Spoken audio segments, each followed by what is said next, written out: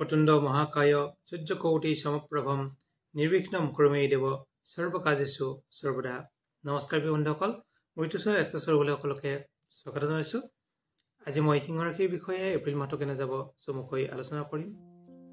গতিকে আপোনাৰ যদি আমি চাওঁ, আপোনাৰ ৰাশিৰ অধিপতি হিচাপে ৰবি, দ্বিতীয়ত বহি আছে কেতু, যিটো সপ্তমত বহি আছে শনি আৰু শুক্ৰ, অষ্টমত বহি আছে ৰবি বুধ আৰু ৰাহু, ভাগ্য গৃহত বহি আছে চন্দ্ৰ, কৰ্মগৃহত বহি আছে বৃহস্পতি আৰু ইনকামৰ ঘৰত বহি আছে মংগল। তেনে ক্ষেত্ৰত আপুনি চাওঁ এপ্ৰিল মাহটো গোটেই শুভ বা অশুভ বুলিও ক'ব নোৱাৰি, মিশ্ৰিত ফল লাভ কৰিব। ধনস্থানৰ কিছু অশুভ হৈ থাকিব টকা পইচাৰ ক্ষেত্ৰত, যিহেতু কেতু বহি আছে। গতিকে কেতুৰ কাৰণে আপোনালোকে পাৰিলে কেতুৰ প্ৰতিকাৰ কৰি থকাটো ভাল গোটেই মাহটো। গতিকে অধিপতি হিচাপে বুধ বহি আছে অষ্টমত, গতিকে আপোনাৰ টকা পইচাৰ ক্ষেত্ৰত কিছু খেলি মেলি অভাৱ এনেকুৱা হ'ব পাৰে। যদি আমি চাওঁ, তৃতীয়পতি হৈছে শুক্ৰ, চতুৰ্থপতি হৈছে মংগল, তৃতীয়পতি হিচাপে ভাতৃস্থানৰ অধিপতি শুক্ৰ বহি আছে সপ্তম স্থানত। গতিকে আপোনাৰ ভাতৃ ভগ্নী যদি আছে, ভাতৃ ভগ্নীৰ বিবাহৰ কাৰক থাকিব, বিবাহ যোগ দেখা যায়। গতিকে তেনে ক্ষেত্ৰত আগবাঢ়িব পাৰে। এই মাহত যদি আগবাঢ়ে কিছু সোনকালে বিবাহ হ'ব। যিসকল জাতক জাতিকাৰ ভাতৃ ভগ্নীৰ বিয়া হোৱা নাই সিংহ ৰাশিৰ, তেওঁলোকৰ পতি পত্নীৰ বিবাহ যোগ দেখা যায়। যদি আমি চাওঁ প্ৰাইমাৰী শিক্ষা বা উচ্চ শিক্ষা, প্ৰাইমাৰী শিক্ষা অধিপতি মংগল, উচ্চ শিক্ষা অধিপতি হৈছে বৃহস্পতি। গতিকে মংগল আছে একাদশত, বৃহস্পতি আছে দশমত। কৰ্মস্থানত যদি গুৰু বৰ্তমান গোচৰৰ ফলত বহে, তেতিয়া ভাল ফল প্ৰদান নকৰে। কৰ্মত কিছু খেলি মেলি যোগ দেখা যায়। কৰ্মৰ কাৰণে আপোনালোকে বৃহস্পতিৰ প্ৰতিকাৰ কৰিব। আৰু অধিপতি হৈছে শুক্ৰ, শুক্ৰ আৰু বৃহস্পতি কিছু শত্ৰু, গতিকে শত্ৰু হোৱাৰ কাৰণে কিছু কৰ্মত অকণমান খেলি মেলি হ'ব পাৰে। যদি আমি চাওঁ, আপোনাৰ ৰাশিৰ অধিপতি ৰবি বহি আছে অষ্টম স্থানত, মৃত্যুস্থান, আয়ুস স্থান। অষ্টমত যদি গ্ৰহ এটা বহে নিজৰ ৰাশিৰ হিচাপত, যিসকল জাতক জাতিকাৰ চৈত মাহত জন্ম সিংহ ৰাশি বা যিসকল জাতক জাতিকাৰ ৰবিৰ দশা চলি আছে, তেওঁলোকৰ কাৰণে কিছু অশুভ। তেওঁলোকৰ মূৰৰ বিষ হ'ব পাৰে, তেওঁলোকৰ কাৰণে এলাৰ্জি হ'ব পাৰে। গতিকে মূৰৰ বিষ, এলাৰ্জি, চকুৰ অসুখ এইবিলাক হ'ব পাৰে সিংহ ৰাশিৰ জাতক জাতিকাসকলৰ। গতিকে তেনে ক্ষেত্ৰত আপোনালোকে পাৰিলে বেলৰ শিপা ধাৰণ কৰক, ভাল ফল লাভ কৰিব। আৰু যদি আমি চাওঁ, ৰবিৰ কাৰণে যিমান পাৰে ৰবিবাৰে নিৰামিষ খাওক। ৰবিবাৰে আসন গছ দৰ্শন কৰক, এতিয়া ভাল ফল লাভ কৰিব। শিৱ মন্দিৰত আসন ফুল দিব পাৰে, ভাল ফল লাভ কৰিব। যিটো ৰাশিৰ অধিপতি হিচাপে ভাল ঠাইত ৰবি নাই।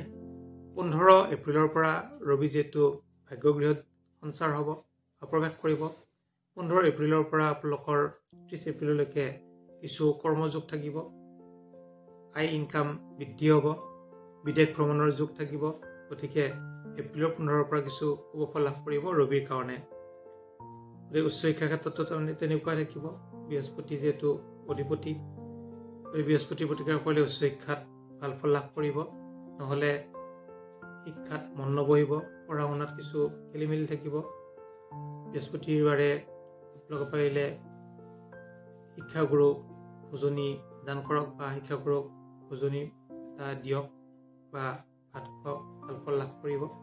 প্ৰণাম কৰক, শিক্ষাগুৰুক সন্মান কৰক, তেতিয়া ভাল ফল লাভ কৰিব উচ্চ শিক্ষাৰ কাৰণে। সপ্তমত যিহেতু শনি আৰু শুক্ৰ থাকিল, সপ্তম শনি স্বগৃহী আছে, গতিকে স্বগৃহী হিচাপত কিছু ভাল ফল লাভ কৰিব। কিন্তু আপোনাৰ ৰাশিতে পুণ্য দৃষ্টি দি আছে সপ্তমত, চিধাচিধিকৈ বিবাহৰ ক্ষেত্ৰত, পতি পত্নীৰ ক্ষেত্ৰত শনিৰ কাৰণে কিছু অকণমান অশুভ থাকিব। কিন্তু শুক্ৰ বহাৰ কাৰণে, শুক্ৰ যদিও বক্ৰী, তথাপি শুক্ৰ কিন্তু ভাল ফল প্ৰদান কৰিব আপোনালোকক, ভাল ফল দিব শুক্ৰই। কিন্তু শনিয়ে কিছু অশুভ ফল প্ৰদান কৰিব পাৰে। গতিকে তেনে ক্ষেত্ৰত শনিৰ কাৰণে অকণমান শনি মন্দিৰ দৰ্শন কৰিব কেতিয়াবা, তেতিয়া ভাল ফল লাভ কৰিব। সেইটো ভাগ্যগৃহত বহি আছে চন্দ্ৰ, ভাগ্য কিছু শুভ বুলি ক'ব পাৰি। ভাগ্যৰ অধিপতি হৈছে মংগল, মংগল যিহেতু একাদশত আছে, গোটেইকেইটা গ্ৰহৰ ভিতৰত আপোনাৰ মংগলটো অতি শুভ। মংগল হৈছে চতুৰ্থপতি আৰু আপোনাৰ ভাগ্যাধিপতি হিচাপে একাদশত বহিছে। তৃতীয় ষষ্ঠ একাদশত যদি পাপ গ্ৰহ বহে, তেতিয়া ভাল ফলে প্ৰদান কৰে। যে মংগল আপোনাৰ কাৰণে অতি শুভ। যিসকল জাতক জাতিকাই ব্যৱসায় বাণিজ্য কৰি আছে বা কৰিম বুলি ভাবিছে তেওঁলোকৰ কাৰণে মংগল যিহেতু শুভ, ব্যৱসায় বাণিজ্য ইচ্ছা কৰিলে কৰিব পাৰে। গতিকে অধিপতি কৰ্মাধিপতি হিচাপে আপোনাৰ যদি চাওঁ শুক্ৰ গৈ আছে সপ্তমত। যদি পতি-পত্নীৰ লোকৰ যদি চাওঁ, পতি-পত্নী আপোনাক সহায় কৰিলে ভাল ফল লাভ কৰিব। পতি-পত্নীৰ সহযোগত কৰ্মযোগ দেখা যায় বা ব্যৱসায় বাণিজ্য উন্নতি যোগ দেখা যায়। গতিকে পতি-পত্নীৰ লগত লগ হৈ যদি আপোনালোকে ব্যৱসায় বাণিজ্য ভালকৈ কৰে আপোনালোকৰ উন্নতি হোৱাটো খাটাং, বহুত ভাল ফল লাভ কৰিব। মই মাজতে প্ৰতিকাৰখিনি কৈ দিছোঁ, পাৰিলে বেলৰ শিপা ধাৰণ কৰিব। ৰাশিৰ অধিপতি যিহেতু ৰবি, আৰু শনিবাৰে শনি মন্দিৰ দৰ্শন কৰক, শিক্ষাগুৰুক আপোনালোকে প্ৰণাম কৰক, সন্মান কৰক, তেতিয়া ভাল ফল লাভ কৰিব। আৰু 15 এপ্ৰিলৰ পৰা ভাল ফল লাভ কৰিব। তাৰ আগতে অকণমান কিছু ক'ব থাকিব। যদি কিবা সুধিবলগীয়া থাকে আপোনালোকে সুধিব পাৰে। ধন্যবাদ।